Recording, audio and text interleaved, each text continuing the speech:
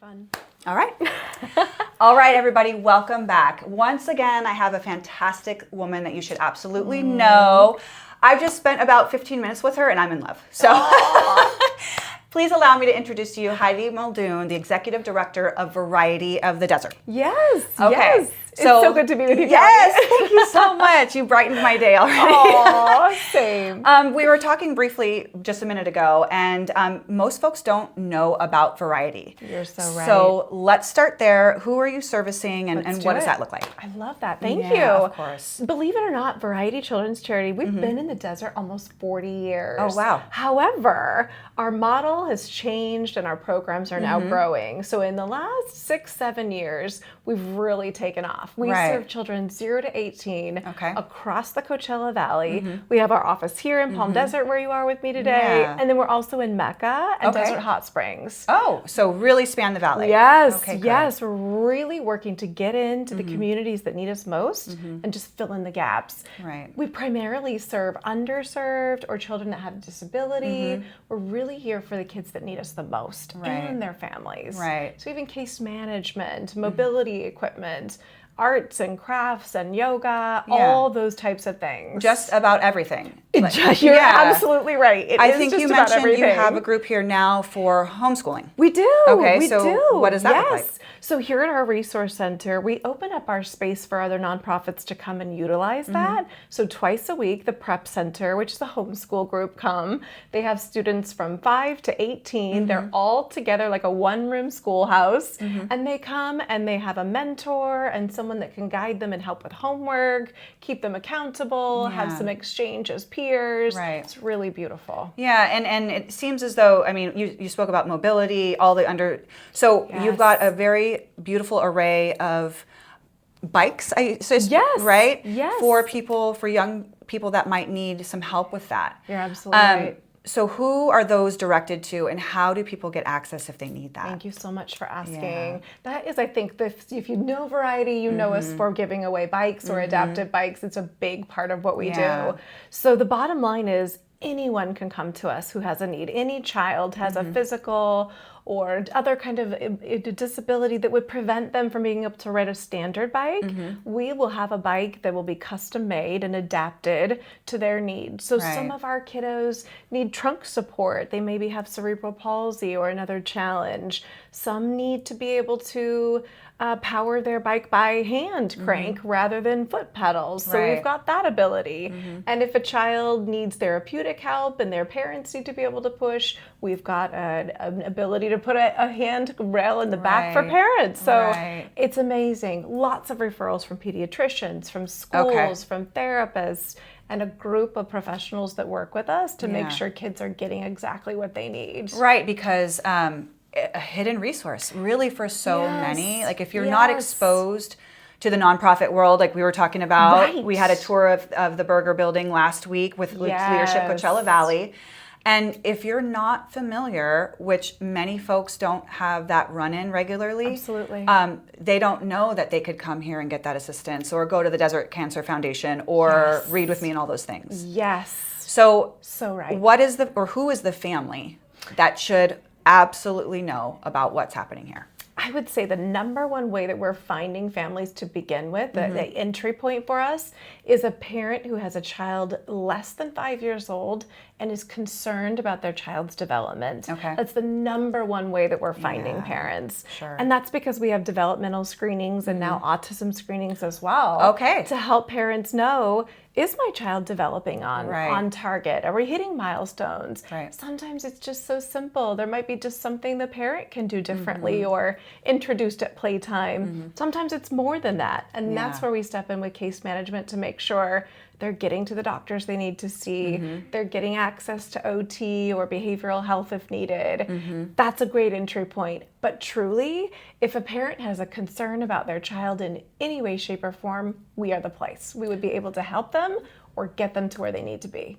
Right. So if you can't address their concern, then you have a resource for that. Absolutely. Well, to your point, it's just so difficult to navigate a system that's new and not familiar, and that's exactly what we're here for. And long wait times, and you're not sure who to call and ask. Absolutely. And add to the list of where to go. Absolutely. Absolutely. You know, I mean, it's difficult. It's difficult. And if it's your first child, Yes. even more difficult because you're not really sure even what it's supposed to look like when you don't have that concern. Absolutely. Yeah. Are they walking on time? Are they speaking on time? I mean, you question a lot of these things, and so many times we're just here to give reassurance and say you're doing amazing. Yeah. And you really do focus on involving the family. Absolutely. I've noticed that with everything piece. I've heard too. So you're so right. You're so right. You know, it used to be that we really focused on just the child, but as we've grown and our programs are taking off, we absolutely see that it's both siblings, parents, guardians, grandparents. It's the whole family unit that needs our services, and we really adapt to that and made sure we're here for the whole family. Right. So you said 0 to 18. Yes. How many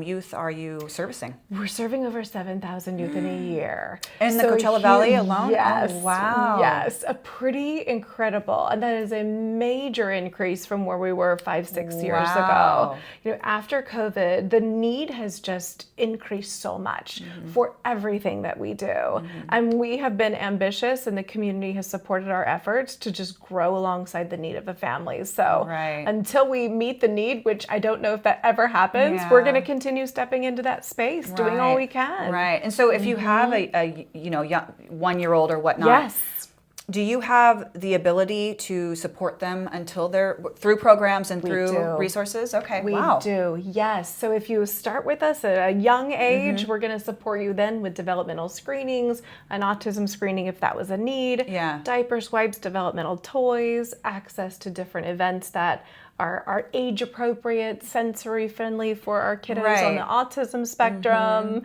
and something for the family as well. You know, many opportunities to come together as a family and just have fun. You know, I mean, relax and do things that you feel like other people have been able to do and maybe you haven't yet. Yes. Because I don't want to ever use the word normal. Absolutely. Because you're right. That's not a fair classification. Like, what is that, right? I mean, like, normal for me when I was 8 years old was like playing in the dirt and climbing rocks. And you know what I mean? So, you know, whatever that looks like. But it's true, though, because of the differences in needs and the concerns, you sometimes, I think, because I have family members that have, you know, children that have struggled with this. Absolutely. And you really feel like you're alone. You bet. It's isolating. I think that's something that makes my heart so happy is that families come here and they know it's a safe place. You know, if your child is loud, if they're having a moment and they need to step out, if you can't stay for the duration, everyone here gets it. We're all trained to be autism certified. Our whole organization is. And so we have a real sensitivity to the differences in needs that a child or a family member might have. And I think that's felt by our families. And that makes me incredibly happy. Having a community, whatever that looks like, is life-saving. I agree. And, you know, life-changing, of course, but it's life-saving because isolation never feels right.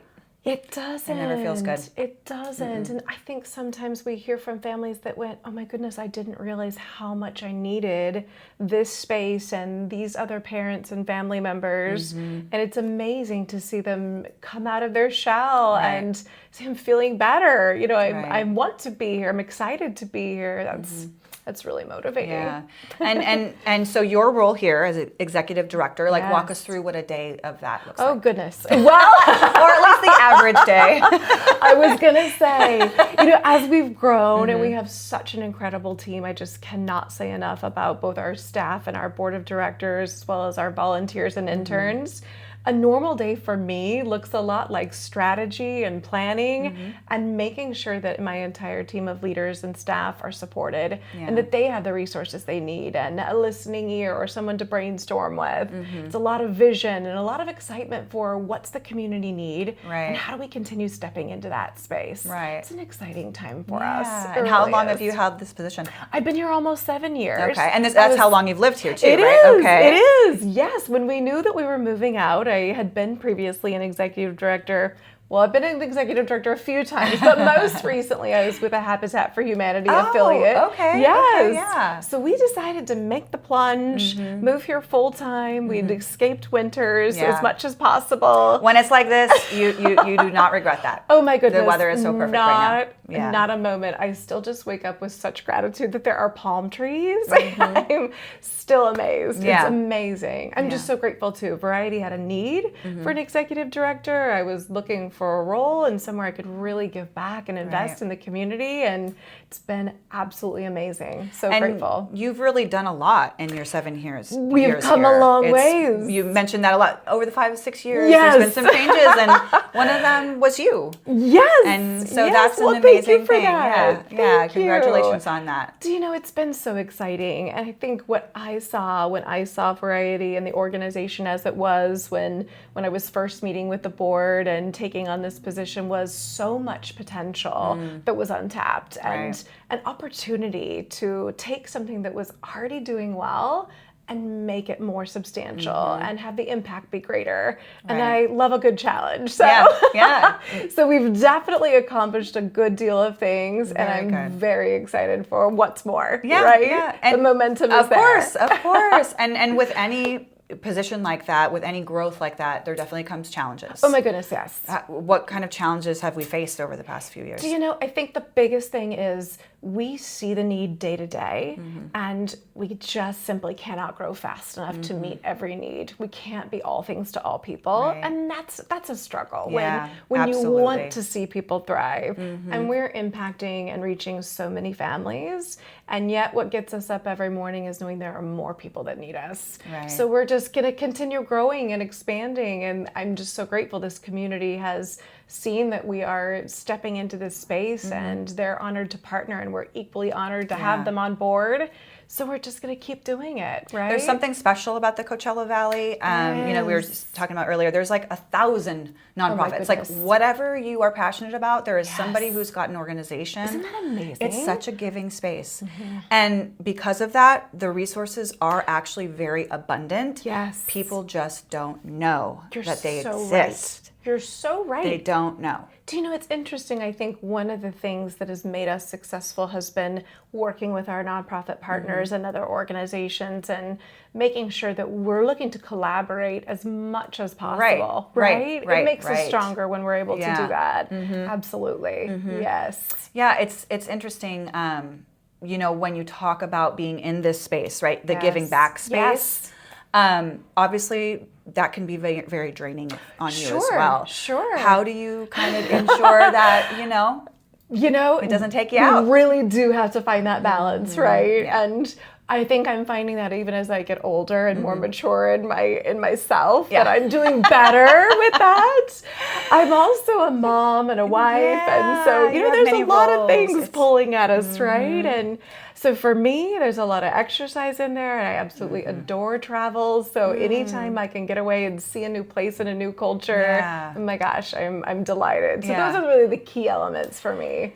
It's really important because we are people who, women, men too, I'm sure, of course, in roles of, you know, organization or strategy or trying to build something, whatever that looks like. You just keep going.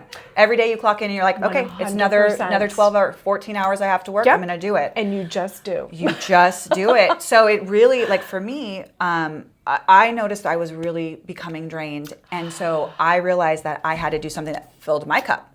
And that was when I started getting involved in nonprofits and with Ophelia and everything. So it's for me doing, you know what I mean? But I also realized that I need to exercise. I need to do the self-care stuff and all that. We get better at it. But it's so important. We do. I've got all of these reminders on my phone that pop up, and they're asking me things like, "What's your intention for today?" And you know, I'm like, "Oh, I'm so glad I've got that reminder because sometimes I need that, right? I need to go. Oh yes, what do I want today to look like? And what is balance going to look like today?" Right. It's a good reminder. Right. I had the fortitude to set that up for myself at some point, and it That's served really me well. Smart. Yeah, I mean, you know, I've been making myself little lists. I've never been a list person. I've always been a person, it's all in my head. But I've been doing that, and also like writing down little things, like thoughts, just. And so I'll go back and I'll look at my list and I'll be like, oh yeah, a new thought. That's right. Remember that. I love that. Yes. It centers you again, It right? does. It does. And it's so important because Monday becomes Sunday in a blink of an eye. You bet it does. Somebody was saying we're like almost to Christmas. I'm like, oh it's my like gosh. 60-something days. Seriously. I'm like, you're not wrong. Time is going to go by, and we just have to be so intentional with how we use it. It really is true. And that's been coming up a lot in a lot of my personal conversations is being really intentional about your time and how you spend it and what's going on in that. Absolutely. Because it's very easy to get up and go through your routine every day. Certainly. You get up, you have your coffee, feed the dogs, you go to work, you come home, and then suddenly it's 2027, and what has happened with all that time? Right. Meanwhile, people become sick with cancer, they die because they were in a car accident. Most people don't have that choice. Right. So aside from your reminder, is there any other trick that you do to make sure you're thinking about living intentionally? Oh my goodness. Do you know, I think what I'm doing better at, something that I'm learning to do, is not wait until the end of the day for some of that self-care. Oh, yeah. So these little micro moments throughout the day, a really brief mini workout and meditation in the morning. I feel like my attention and a little bit of anxiousness to get going. But I have learned to carve out in the very beginning of the morning something for me that sets the tone. And then also in the evening, not every day, but most days, right? Yeah, that's a good trick. It's this idea that self-care can be a little bit. It doesn't have to be a spa day necessarily, although that would be lovely. But it can be something small and in the moment. And I think that's what saves me, right? Yeah, and those add up. It's a lot. They do. They add up over time. Absolutely agree. Yeah, it's very true. It's very, very, very true. Yeah. We talked a little bit before about mindset. Yes. And how important that is. I mean, I am such a believer of this. When I think about 7 years ago to today in my life, and I'm super passionate about people coming to this realization that how you think is how you will act and be and feel. Yes. And your mind, although it's your mind, is actually something so separate. Like you still have to control it. Yes. Oh, isn't that fascinating? Yes. Right? Yes. Well, and to your point, what we're thinking and what we believe and our self-talk is also how we're going to relate to other people, how we're going to show up for ourselves or not.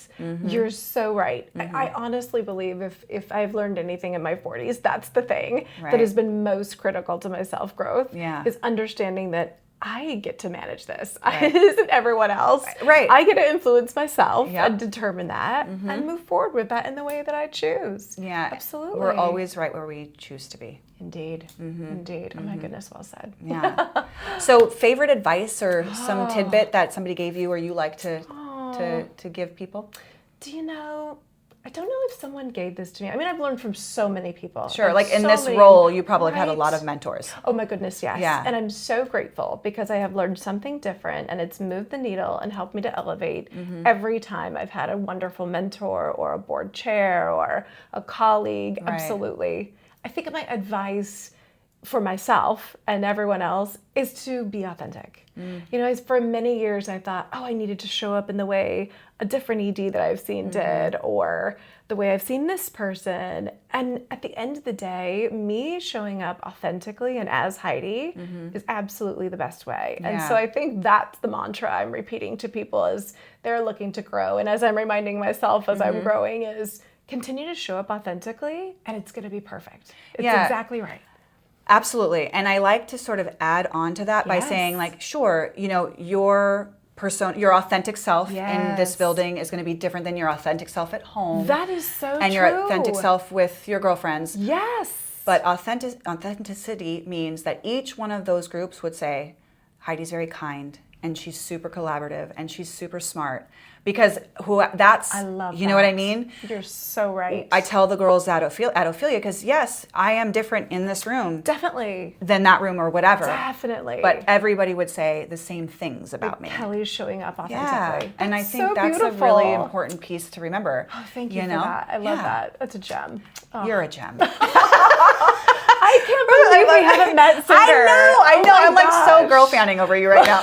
I can't. Your so energy sweet. is so positive. Well, when I heard about your podcast, I went back to see all the other amazing women that you have interviewed. I'm like, oh my goodness, this valley is full of incredible ladies. It's so crazy. Like sometimes I'm like, there is not enough time. There are because there's 52 weeks. We try to do one a week, right? Amazing. But I'm always, I hope that women see it and they're just inspired to do something different, or also to reach out and be like, I should know that person. Yes. You know what I mean? Like I could help her, she could help me, whatever it is.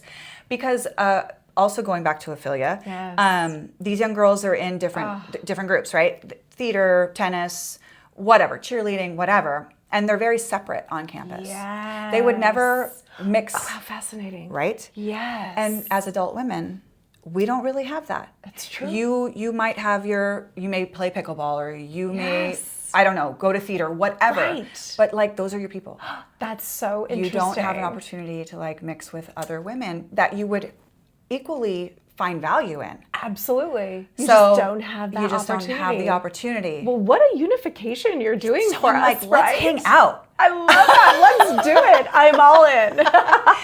No, I appreciate you so much, goodness. Heidi. Like when I told you earlier, you brightened my day. You really, really did. Same. Likewise. This has been such a pleasure. Yeah. I'm so grateful that our paths have crossed. And they will continue to cross. They will. I believe it. If somebody's watching this and they have a family member or they know somebody who might need to come here, what's the best way to do that? Do you know the easiest way would be to our website? Okay. varietyofthedesert.org. Okay. Welcome to call us. In fact, call me at 760-773-9800, extension 100. Perfect. I will be happy We'll make to sure help. that that's available so people can reach out. Thank you because so I think that there's much. going to be a lot of people that find that they might need this and they just don't know that it exists. We'd be delighted to help. Absolutely. Yeah. Absolutely. The more the merrier. Kelly, thank you. Thank you. What a privilege. This has been amazing. Yeah. Oh my gosh. That's awesome. I'm so glad. Yeah. I'm so glad. Thank you. We're going to wave bye. Bye.